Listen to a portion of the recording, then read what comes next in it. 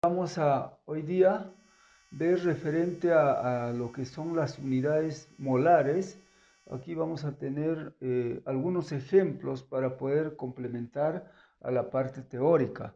Ya, en este caso vamos a determinar, digamos, la situación que puede existir, digamos, en un recipiente para determinar algunos valores referente al contenido que puede tener en ese recipiente, ¿ya? Entonces ahora vamos a tomar un pequeño ejercicio en el cual se tiene un recipiente que contiene oxígeno a 200 grados Celsius, a 2 atmósferas, y en la cual hay que determinar los gramos de oxígeno molecular y las moléculas de oxígeno y también los átomos de oxígeno, ¿ya? Entonces vamos a tratar de determinar en este caso esos tres valores, ¿no? Que vienen a ser prácticamente unidades de medida moleculares, ¿no? Entonces vamos a utilizar en este caso, vamos a utilizar la fórmula de los gases ideales, que es conocido como la presión por volumen es igual al número de moles por la constante R y por la temperatura. Entonces vamos a utilizar esa fórmula para poder resolver este ejercicio. Bien, tenemos primero los datos del pequeño ejercicio, donde nos dicen que tiene la temperatura 200 grados Celsius, pero para este caso se trabaja en grados Kelvin, hay que convertirlo en grados Kelvin, ¿no? Se suma solamente 273 porque el 0 grados de Kelvin es 273, ¿ya? Y la constante R, que para este caso, para gases ideales, es 0,082 atmósferas litro por mol grados Kelvin. Y N viene a ser número moles, que viene a ser los gramos, entre la masa molecular, en este caso del compuesto, ¿ya? Y tenemos el volumen que nos da como dato 2 litros. Entonces, aquí de los datos que tenemos, observamos que no tenemos el valor de n.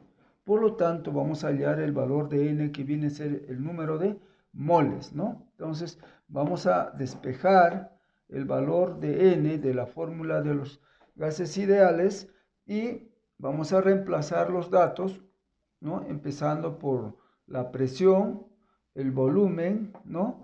La constante R y la temperatura, de donde obtenemos la cantidad de moles de oxígeno, 0,103 moléculas de oxígeno, ¿ya? Entonces ya tenemos los números de moles.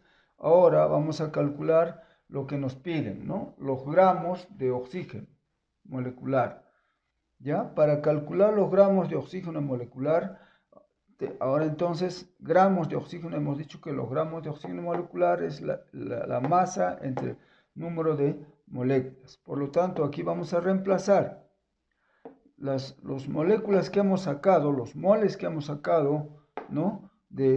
Por la fórmula, vamos a reemplazar los 0,103 moles de oxígeno que había entre el peso molecular del oxígeno. En este caso, como es un gas, está al estado molecular, o sea, 32 gramos por mol, ¿no? Entonces, ahí simplificamos, los moles se van y nos queda gramos, ¿no? 3,3 gramos de oxígeno molecular. Entonces, esta sería la primera respuesta, ¿no? Los gramos de oxígeno.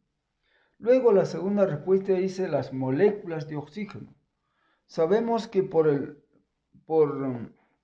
la ley de Avogadro, un mol equivale a 6,023 por 10 a la 23 moléculas, ¿no? Entonces, utilizando esa equivalencia, vamos a calcular el número de moléculas. Simplemente multiplicando por ese valor, ¿no? O sea, tenemos los moles, que 0,103 moles por la cantidad que tiene un mol, ¿no? Un mol tiene 6,023 por 10 a la 23 moléculas, por lo tanto, se van los moles y queda 6,2 por 10 a la 22 moléculas. Esta sería la segunda respuesta del problema, ¿no?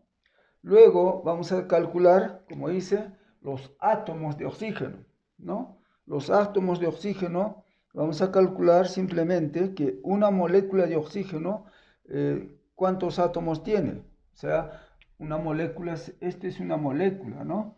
Entonces, tiene dos átomos, por eso dos átomos, ¿no? Entonces, una molécula, ¿cuánto tiene? 6.2 por 10 a la 22 moléculas por dos átomos que tiene una molécula, vamos a lograr tener 12.4 por 10 a la 22 átomos.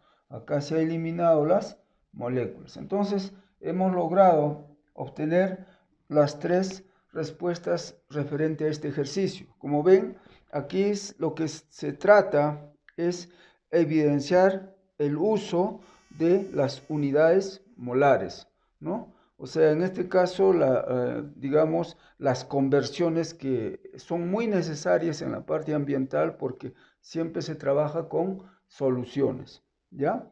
Bien, vamos a pasar a este lado, ¿no?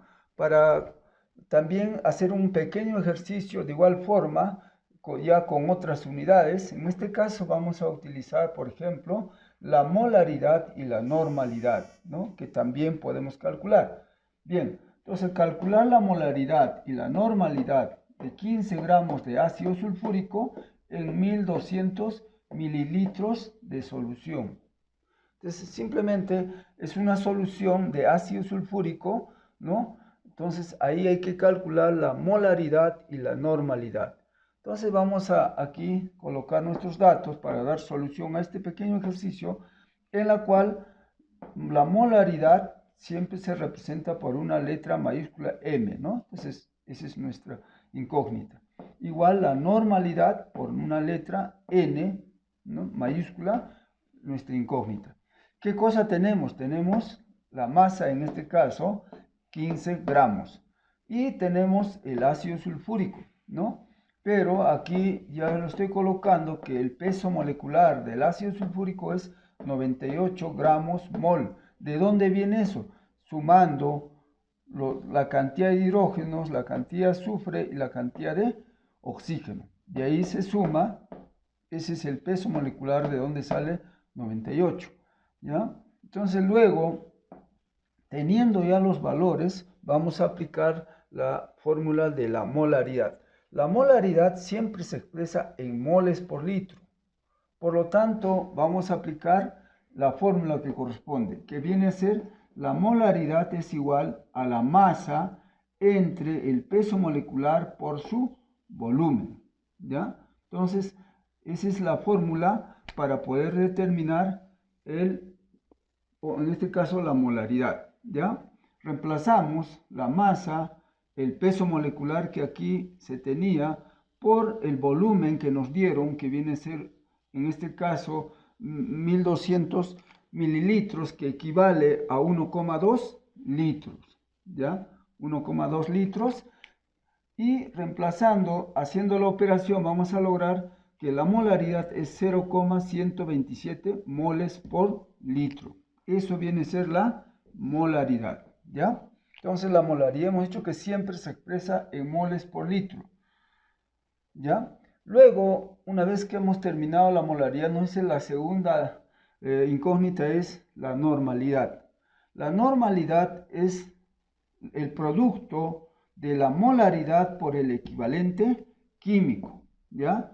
Entonces, la molaridad ya lo hemos determinado, por lo tanto ya tenemos ese valor. Luego, vamos a determinar el equivalente químico.